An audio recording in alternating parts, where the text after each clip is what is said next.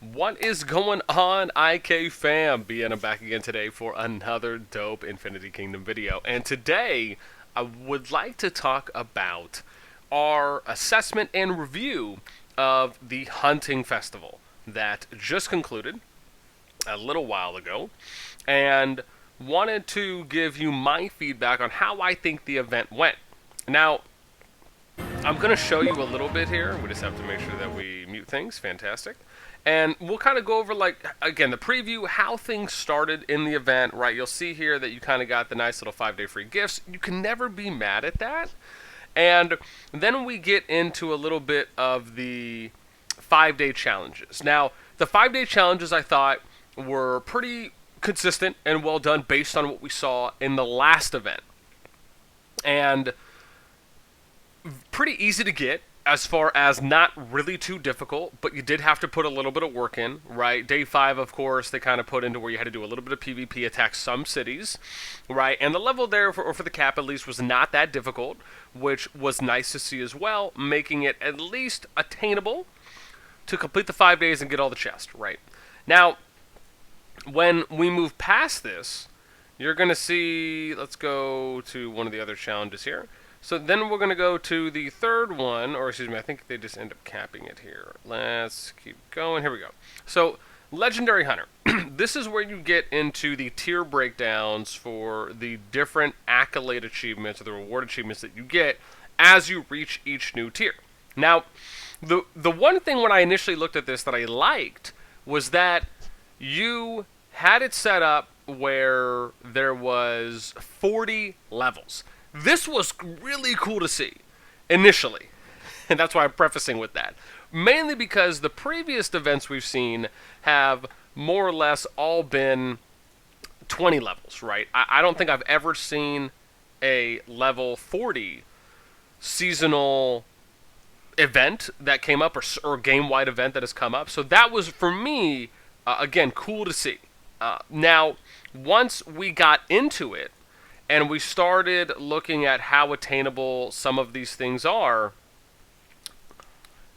that's when we started noticing that it became more difficult to really acquire the necessary weapons for the bow, or for, I guess, the two different bow types, that you could get in order to achieve those, right? And sure, they give you a breakdown of what you get. Let's go a little bit. There we go. We're going to fast forward a little bit because I think all we're seeing them do right now is just in this preview video is stack these. I did not record this when I probably should have during the event, so we're just kind of going to go through some of these. Now, here's the next. This is the Forging Master section. So here, you see that you need the wood, and then you need the feathers in order to craft one of additional arrows. So you could also use green gems if you wanted to in order to get the max arrow or the higher tier level arrow. That'll hit for 50. You have a 30% chance to proc each arrow for double damage. That means you could either get 100 with the upgraded arrow or the gold arrow, and then with the standard or the blue purple arrow, right, you only hit for 10, but you could max it at 20 if you get the 30% proc. The challenge here, I think, was in collecting enough of the wood arrows. Excuse me, the wood material. Now, the one tip that I saw players providing was that you could do human rebel rallies. And from doing those, there were players who showed screenshots that you were getting more consistent return, or I guess rewards, from hitting those. The challenge here is that you had to go out of your way to do a rally in order to get the wood. Now, the reason I say that is because you're not always going to get them, right? And it says here, you can see permanent battle, right? During the event, defeat level 8 gnomes and higher, have a chance to retain credentials, right? You can, and can be used to challenge, or excuse me, the trial credentials can be used to challenge rebels, defeating rebels. So, again, the challenge here, well, sorry, no pun intended, is that you would essentially have to organize your group like you're going to do human rebel rallies, but doing them for the trial rebels, essentially. And you'd have to go and get pockets of players together to do them. And then you'd have to try and do it over a 24-hour period, right? Everyone would really have to invest. Now, I don't know how high some people got during the event. Now, I can tell you as far as how high, if they got higher than some of my guys did. Now, I did hear some reports from some players that were able to hit 20, a couple levels past that, but nowhere did I hear that the majority was hitting over 30, level 30 in this event. And pretty much around that kind of 20 level, plus or minus a few, is really where I saw people ending. I think I ended at around 17. I want to say it was around 17, 16 or 17. And again, I didn't do any rallies. Or sorry, any of the actual credential rallies. Now, because we saw more consistency in getting more wood material from rallies than we did from gnomes, I think that was a little off-putting, because it's more difficult to organize batches and clusters of players to do rallies consistently in order to get the wood materials. Now, I can understand if they wanted to make it that way, where the rallies paid off more, because it is a little bit more effort to do that. And I'm not saying they didn't need to do it that way. I just feel like when I was attacking gnomes, I was not getting one wood per each gnome hit. I think that if they made it that way, where you got one wood per each gnome hit, that would have been a little bit better. The rate for me seemed like I was getting it one out of every 2 or every 3 sometimes. If not, maybe one out of every 4. But I would say 1 out of every 3 on average was what I was noticing when just attacking regular gnomes. I think because of that, the event fell short of what it could have been, right? I think, sure, free rewards, right, doing the 5 or the 7-day free rewards, fantastic. I think if we compare this event with the last event was ideal. The last event reminded me of, like I talked about before, the Christmas event during beta, and where you, as a free-to-play, could attain everything, but you had to invest, right? So in this event, yes, sure, you do need to invest, but the amount of grinding and the amount of resource output you had to do, in my opinion, felt like it was way more than what the previous event was, for how well that event was for everyone.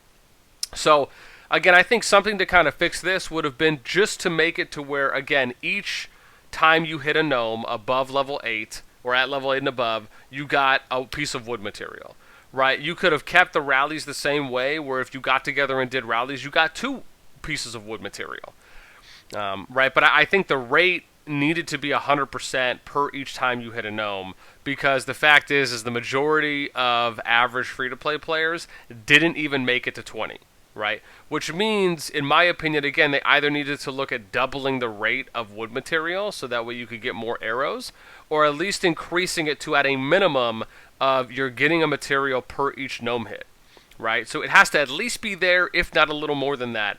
Outside of that, though, right, I really liked how you could forge materials in this event, because it gave you just an extra thing to do. So that was something that at least I liked about the event. And you'll see here, right, with them getting the trial credentials, right, and they're doing the rallies. And again, you know, that is great to do those. The challenge, like I was saying, and I cannot be mad at the new emojis, right? Even the city skin looks cool. Right, the one thing I will say that I do like about how they go about doing their events, especially with the skins, I really love how the skins themselves are interactive. That is something I've always thought was a cut above, at least when I was playing Rock, right? And again, I know I use that comparison pretty often, but even though you can get city skins there, from what I've seen, they were never interactive like they are in IK, and that for me was always something really cool, which is why I love seeing that VIP 15 Shadow Dragon skin, because the interaction on that, even the one on the Contention of Relics city skin that you can give out 1 per player per event, is really awesome. So again, I think overall, if I had to rate this event on a scale of 1 to 10, I probably would put it somewhere at around, honestly, like a 5 or a 6. And I say that only because, again, the average free-to-play player most likely was not even able to get half of the rewards, right?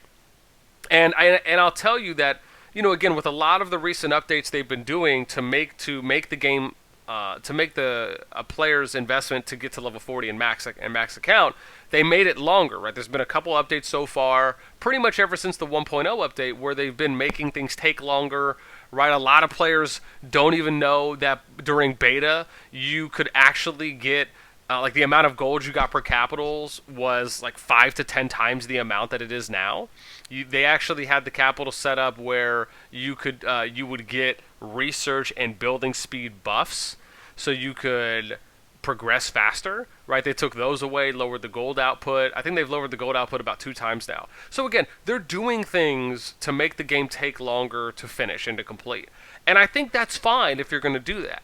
But at the same time, the amount of rewards that a free-to-play player is getting, even if you just compare this event to the last event, right, even though the last event was great, you felt a sense of fulfillment. Like, you were able to essentially get everything as a free-to-play if you just grinded hard.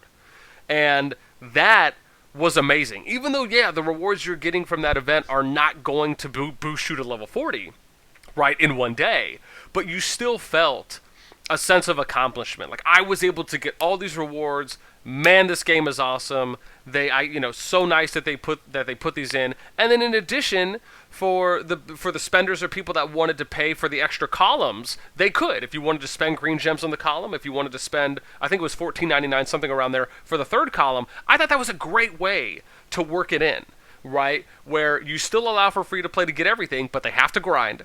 And then you still allow some options for anyone who wants to spend to still get some of those additional benefits from the event, right? I thought that was a best of both worlds scenario.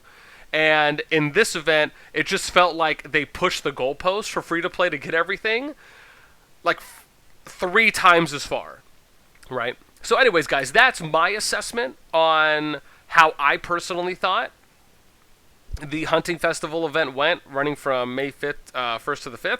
I would love to hear what you guys think about this event, comparing it maybe with the last event, or what event did you guys think was the best as a free-to-play player that you really enjoyed, along with your thoughts on this event. Do you align with a little bit of what I'm thinking or what I'm saying on my opinions? Do you differ? Please let me know anything and everything in the comments down below. And as always, if you guys enjoy the content, sub to the channel, give us a thumbs up, hit that notification bell when we have new videos coming out so you can get updates. And then, of course, if you want to join our Discord server or get official Infinity Kingdom resources, they will all be down in the description. And that is it for me. I will catch y'all later. Peace!